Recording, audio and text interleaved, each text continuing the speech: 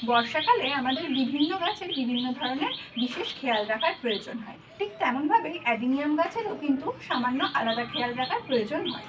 তো আজকে আমরা এই ভিডিওটিতে জানবো অ্যাডিনিয়াম গাছকে বর্ষাকালে কী ধরনের কেয়ার বা যত্ন নিতে হবে।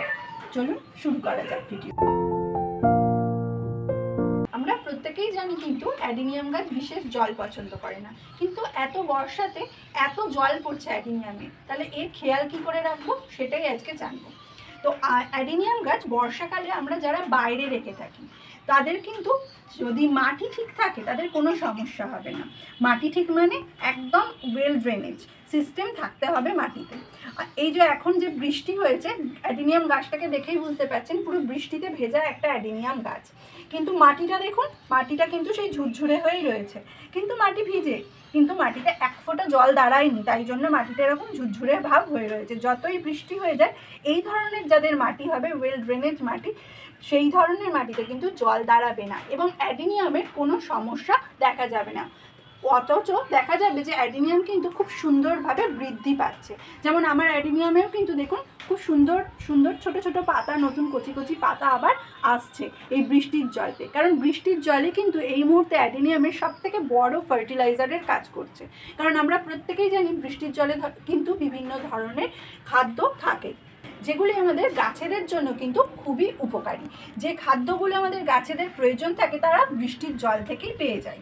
তাই এই সময় কিন্তু অ্যাডিনিয়ামের কেয়ারের মধ্যে ফার্টিলাইজার, আমাদের দেওয়া যেসব ফার্টিলাইজার আছে সেগুলো যুক্ত না করলেও চলে, কিন্তু যারা দিতে চান তারা কিন্তু একদমই লিকুইড ফার্টিলাইজার দেবেন না এই সময়। যেহেতু অনবরত বৃষ্টি হচ্ছে, জল পড়ছে মাটিতে, সেই লিকুইড ফার্টিলাইজার কিন্তু এর কোনো কাজে আসবে না, এর পরিবর্তে ড্রেনেজ হোল দিয়ে বেরিয়ে যাবে। তাই এই সময় যারা ফার্টিলাইজার দিতে চাইছেন তারা কিন্তু যে কোনো ধরনের মিক্সড ফার্টিলাইজার দেবেন, এবং সেটি শুকনো ফার্টিলাইজার। সেই ফার্টিলাইজারের মধ্যে আপনারা হাড় গুঁড়ো, নিমখোল যুক্ত করতে পারেন। যাদের টবের মাটিতে জল দাঁড়িয়ে থাকে বা অ্যাডিনিয়ামের গোড়ায় ময়েশ্চার অনেকক্ষণ ধরে রাখে, তাদের এই বর্ষাকালে বাইরে না রাখাই ভালো। তাতে কি হতে পারে, এই অ্যাডিনিয়ামের কডেক্স পচে যাওয়ার সম্ভাবনা থাকবে। তাই জন্য তারা যদি তাদের কাছে শেডেড এরিয়া নাও থাকে, তারা এমন একটা জায়গায় রাখুন যেখানে আলো বাতাস খেলবে, কিন্তু এর গোড়ায় খুব একটা বৃষ্টির জল পড়তে পারবে না। আর তাতে কি হবে, এর কডেক্সটা সুস্থ থাকবে। নাহলে অতিরিক্ত জল যদি ধরে রাখে বা গোড়ায় জল জমে যায়, তাহলেই কিন্তু এই কডেক্স পচে যেতে পারে। এই কডেক্স ভালো রাখার জন্য আপনারা যারা ভেতরে রাখছেন, মাটি ঠিক না থাকার জন্য তারা পারলে এই বৃষ্টির জলকে ধরে রাখুন, এবং এই বৃষ্টির জলই এই অ্যাডিনিয়ামের গোড়ায় সপ্তাহে একদিন দিয়ে দিন। তাহলে এর প্রত্যেকটা খাদ্যের চাহিদা মিটে যাবে, কারণ বৃষ্টির জলে খুব ভালো পরিমাণ খাদ্য গাছেদের জন্য মজুদ থাকে। আর এই বর্ষাকালে অ্যাডিনিয়ামে 15 দিনে একবার অন্তত ফাঙ্গিসাইড স্প্রে করে দিতে হবে, এবং এর গোড়ার চারপাশ দিয়ে ফাঙ্গিসাইড দিয়ে দিতে হবে, যাতে এর ফাঙ্গাস অ্যাটাক না হয়।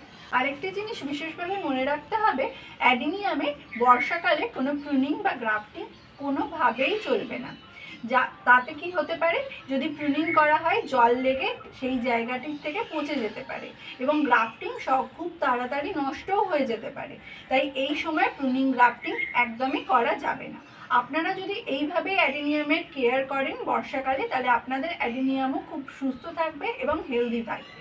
আজকের ভিডিওটি এই অবধি। যদি আপনাদের এই ভিডিওটি ভালো লেগে থাকে তাহলে একটি লাইক এবং সাবস্ক্রাইব করে দেবেন।